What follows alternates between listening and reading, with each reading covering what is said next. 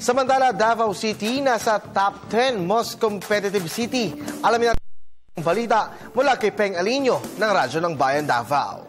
Masayang sinabi ni Davao City Mayor Rodrigo Duterte na walang problema kung ikalima lamang ang Davao City sa pinaka-competitive highly urbanized city kung saan noong nakaraang taon ay nasa ika-4 ito.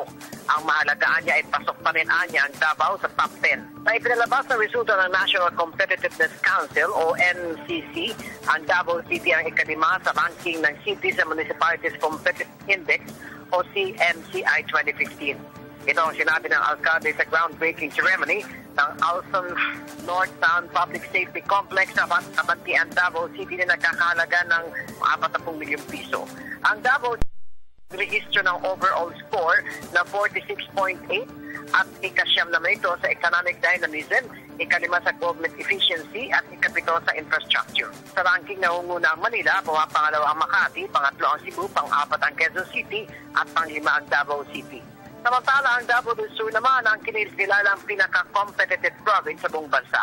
Sinundan ito ng Misamis Oriental na pumapangalawa, pangatlo ang Cebu sa Central Visayas, pang-4 ang South Cotabato at pang-5 ang Zamboanga del Sur, kung saan ang kategorya ng most competitive province ay binase sa populasyon at kita ng kada probinsya. Para sa Telebisyon ng Bayan, Peng Alinio, Radyo ng Bayan.